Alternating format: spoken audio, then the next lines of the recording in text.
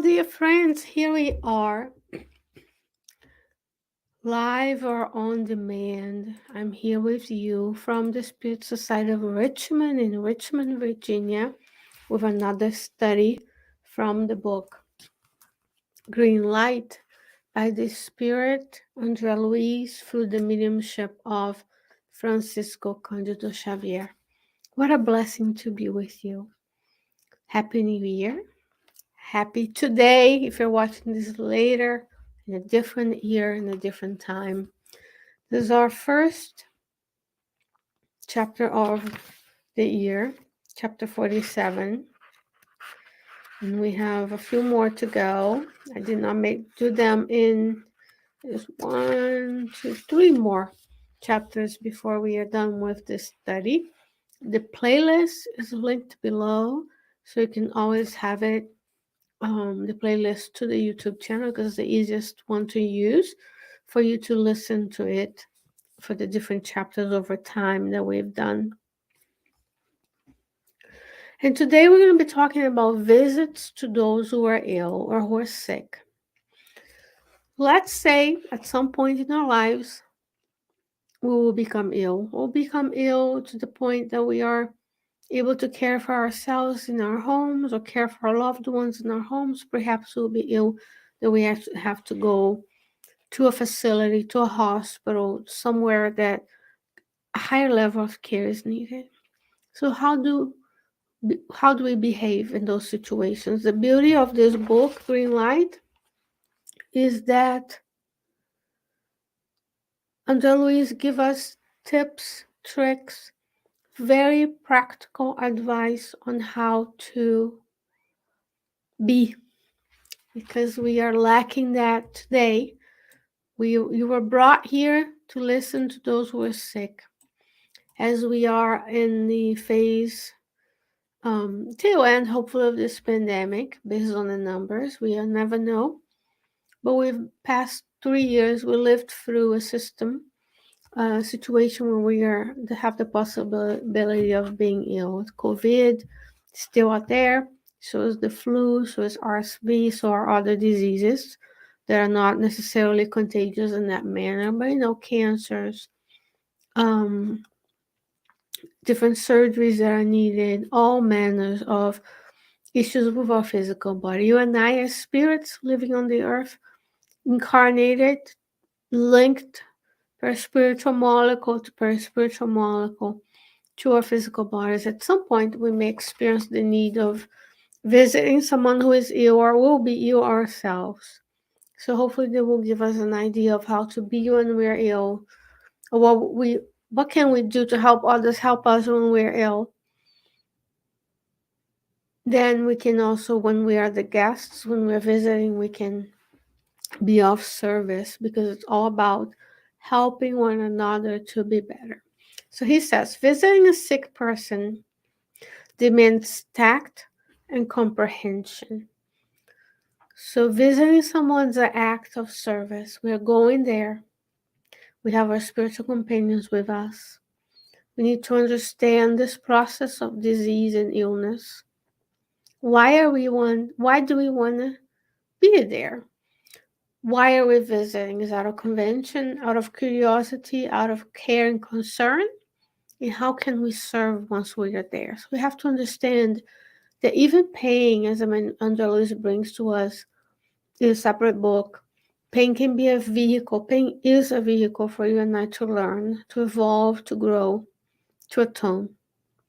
So there are reasons why we go through certain things that we don't understand necessarily, because it's all about looking at our lives throughout time in our reincarnatory plans. So how do we go about it? Why do I want to visit? So do I understand what's going on? It says, don't shake hands with the person unless he or she wants to do so or take the initiative to do so. Unquote. That's an interesting part, because now we are more aware with COVID that in proximity to one another, even though we need that, we understand the importance of our relationships and our connections when we're staying apart in order to help one another not become sick. We understand that diseases can be transmitted, and that's why it's important to have hygiene, to wash our hands before eating, before after going to the bathroom, after touching surfaces. It's very important to have good care because hands can be carriers of diseases. But if the person wants to, we can shake hands with them. And there's also a different concept that as I was preparing this for us, came to mind of personal space.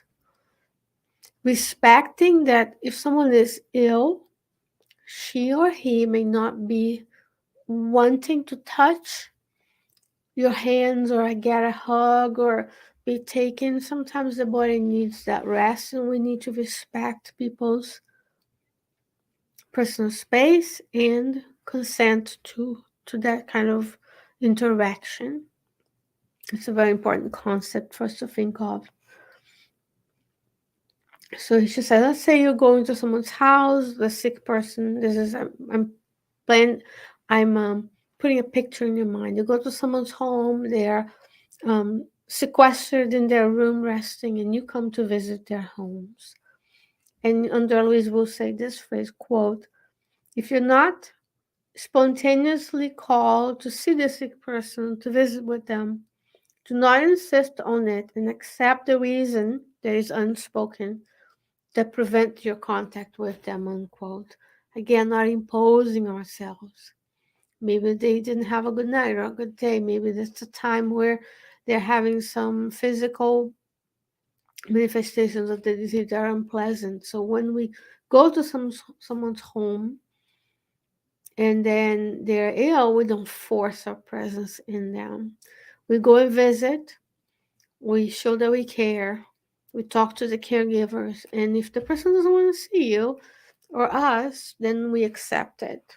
He's saying, because there are reasons why. And again, when we are reading this, I'm always inspired by the spirits to tell you and myself, if I were ill, would I feel like hugging, touching, moving, or would I want to rest? So if I were ill, perhaps at that time I wanted to rest. Therefore, if I'm visiting someone who is ill, they also have the right to decline. And that doesn't mean they don't love us, it doesn't mean they don't care, doesn't mean they don't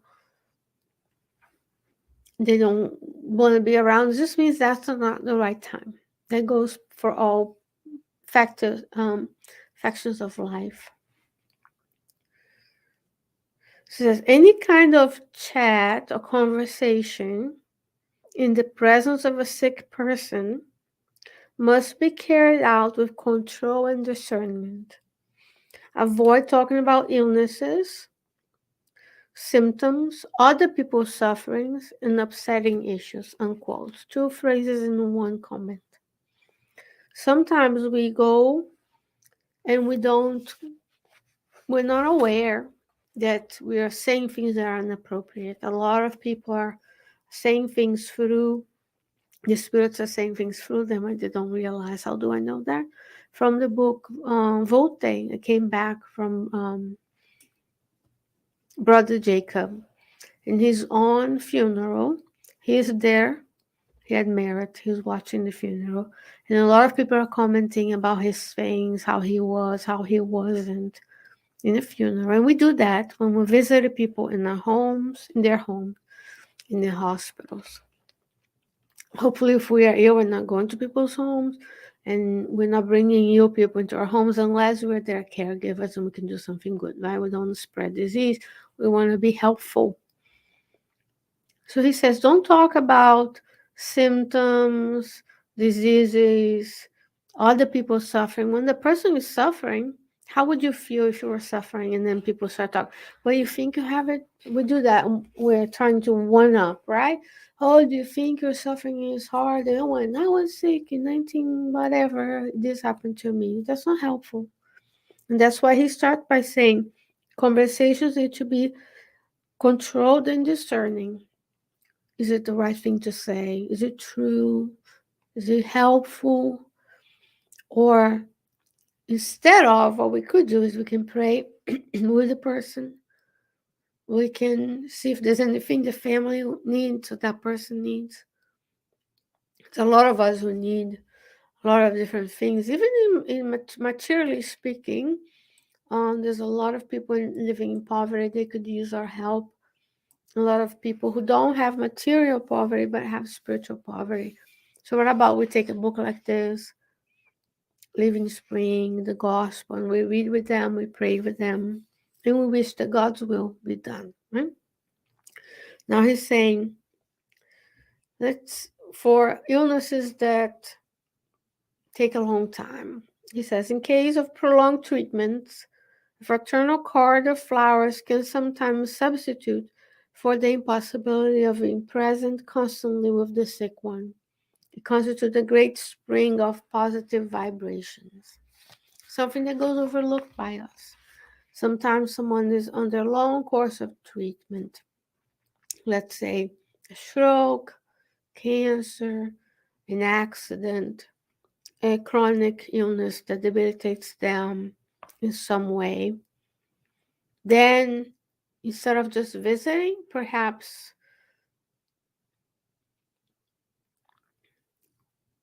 instead of visiting them repeatedly, which we can try to do if we can be helpful, we can send them flowers, we can send them cards. It says it can be springs of constructive vibrations, positive vibrations. Something that is overlooked by us in general is that when we write, when we think, when we're creating a card, building something, cooking something, we can infuse with positive vibrations that item. And the item now is getting to the other person. The same way when they make something, the item come to us. That emotional fluidic influence can be coming to us. So it can still be helpful in that manner. He says, while prayer is always a providential blessing in all occasions, medical assistance in favor medical assistance in favor of this or that sick person is essential. We are multidimensional beings. You are a millenary being. You have a physical body that needs care, and you have a spiritual, spiritual body. So we nourish our souls with this kind of teachings, and then we go seek the medical treatment that is available to us because medicine is a blessing from God. Think about times of Jesus, 2,000 years ago, no penicillin. I'm sure they had other medicinal things they could use. Cut your finger, you step on something, you could die of an infection that today we treat very easily. Medicine is a blessing. A simple vaccine can prevent you from getting ill, like COVID vaccine, but also if you get ill, you have a much greater probability of having a mild disease. Medicine is a blessing from God. So we use not only prayer, but also the resources that are available in different ways, in different equitable unequal distribution around the globe, but you use what's available to you.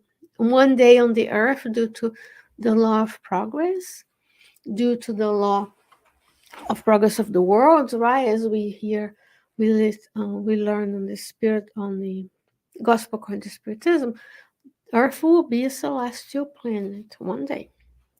And then we will have everyone, like in the solar, everyone has health care.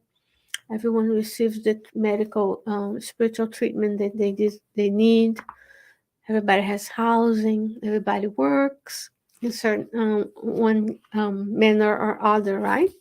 Those who are moral superiority reign. That's where we want to be.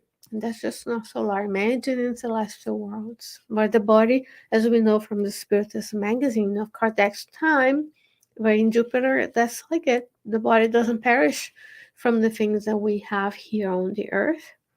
and they live almost 400 years with their kind of physical composition that they have there. So we're still a little ways away, and that's what we aim for. We see this.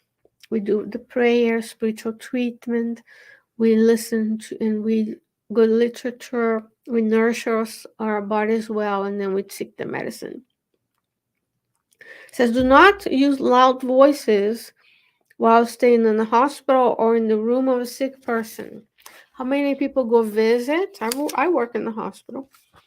And then while I don't work on the weekends, I know that a lot of people come visit the sick after they go to church.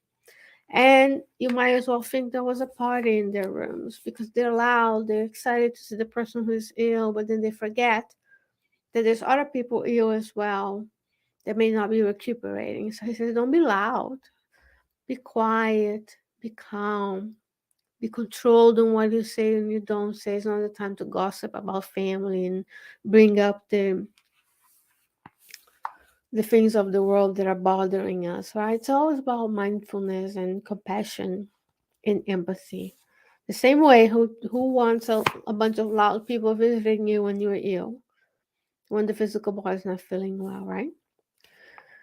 He says, no matter, quote, no matter how serious the health of a sick person may be, do not try to predict his life expectancy, for no one has the resources for measuring someone's resilience or resistance. For each person, excuse me, for each person who discarnates, God's mercy works in the greater life through the spiritual benefactors who employ the right measure of truth and love to those who are making the transition to the other side. It's an interesting point because when we love someone, when we care for someone, we want them to be healed or cured. We can cure disease not necessarily means you healed what causes it. When we can get into a different discussion. But when we are ill, we want to be relieved of that suffering. What if the suffering and the pain is the way through to be healed? We don't know if that person is meant to become very ill and recuperate and recover, or if that person is so ill that they're gonna discarnate. That's up to God, their incarnatory plan, their decisions. So when we go there, we don't make predictions. Are you gonna die tonight, in a month? We can have an idea. Medical professionals do that all the time. An idea of how long a typical course of a disease can take. But we've seen many cases of people who die much sooner and people who discarnate much later or even get healed or cured. So it's up to us to know that it's all up to God, because now if I wish for what I want for them, now I'm co-creating, I'm co-responsible. What if they recuperate and they go commit crimes? And now I pray that they get better. So it's all about God's will. Would God want me to be in this place right now? Am I being helpful? Am I being a co-creator with the superior spirits in the good? You can come in, you can pray for them, you can bring calmness, serenity to a situation that is difficult. You can give to that person words of encouragement. You can help with the needs of physical needs of their family, spiritual needs. You can go buy food, get the medicine, help them organize, take the burden off of their shoulders a little bit, but it's all up to God. What happens to us is all up to God. And last but not least, Andrea Luiz says, quote, when visiting a sick person, try to make the visit very brief. Quote, as short as possible. And that's it. He says, stay, because that's the nature of the spirits, right? They are precise, concise, direct, and efficient. So unlike us, we like to come and talk, and you accept a coffee and a dessert, and then you stay, and then when you realize it's 3 hours later, and now we enjoyed, we were joyful together, but we didn't really serve when we could be perhaps using the same amount of time for doing something that is a little bit more productive to that situation as well. Well, it's always an honor and a blessing to be with you.